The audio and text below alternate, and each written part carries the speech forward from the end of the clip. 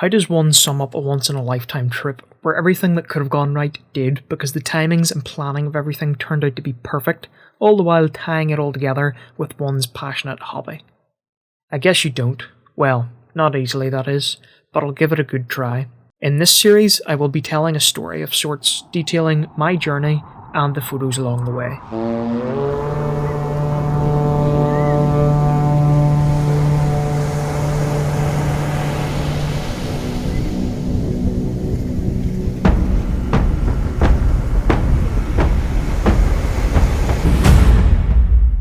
The journey I'm about to take you on has always been a dream of mine, a goal really, encompassed in my love for photography.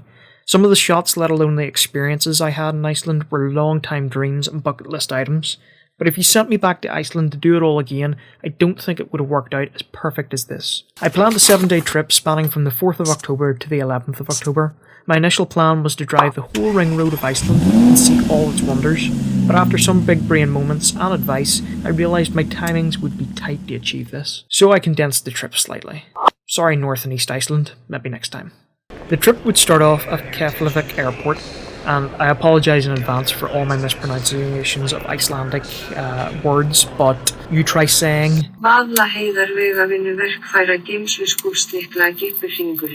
Anyway, I would arrive around 2 PM, collect the car, which was a Dacia Duster, that exceeded all my expectations, and hit the road, travelling 4.8 miles to Viking World to see a cool Viking ship that was sailed from Iceland to North America, and checked out the museum that it was housed in. So after leaving Viking World, we had a 2-hour drive to get to our final destination of the day, which was Aurora Lodge. The tactic I was using to find places to stay was what did it have to offer and how far did it get me to my next destination. But it was truly breathtaking driving through Icelandic landscapes. You had a weird collective mix of wondering whether or not you were in America or Europe. And it was all quite fascinating and interesting. You wanted to stop at every opportunity to take a photograph of something else. Smoke rising up out of the ground, mountain peaks looming off in the distance that were suddenly right beside you. Weird and wonderful landscapes that made you think that this land is quite untamed. As we were driving to one of the waterfalls that we were going to see on that day, I chose to go and see Urdafoss and Eyrashidafoss, the first of many waterfalls that we would experience on this trip. But as we were driving to them, I came across a little church as I was starting to descend from the top of this mountain down into this valley. And I decided to pull over there and take some fantastic photos of the very interesting and beautiful churches Iceland had to offer. Now, I came to Iceland in early October, and already started to see a difference in the time of daylight that you had left, which is one of the disadvantages of coming in their winter time. But you do get advantages in the sense of there's fewer people. Conscious of time, we left the church as the sun was already starting to set, and we made our way to our first waterfall, which was Urdafoss. And this is part of the Fjórsá River, which is the longest river in Iceland. And then on screen are some of the images that I was taking at the time. Again, very conscious of the time that we had. Didn't want to linger too long because I still needed to get to the next waterfall. But whilst I was there, I did take the time to put on my ND filter and ensure to get some long exposures, which you can see here with the water, the movement over the rocks. It actually looks fantastic. Now, I've seen this photograph before in wintertime whenever this is all ice, and that would be a pretty incredible shot.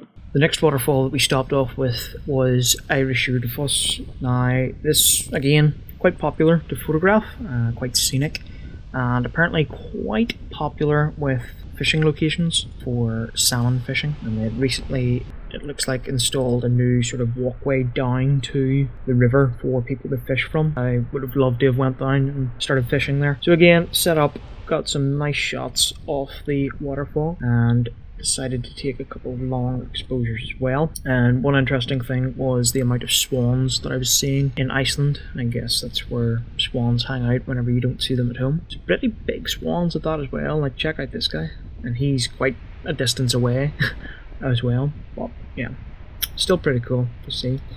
So another couple of long exposures, getting really nice water features captured as it's pouring over the rock, and I thought it was a fantastic day to end the trip. And finally, just in closing, I'll talk about Aurora Lodge a little bit. I've attached some photographs there of the amenities that we had provisioned whenever we were staying there. Our little cabin room.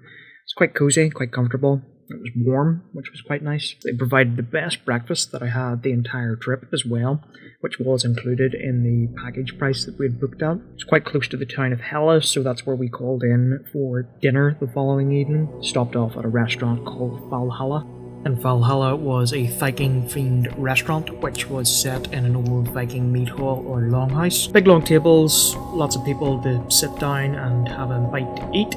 It had axe throwing inside it as well, which you could avail of, and the Saga Centre, which was sort of a historical museum that you could walk around and check out. I got a beef burger with bacon and cheese, or fries, and I cannot stress enough how good those fries were. But that concluded our first day in Iceland.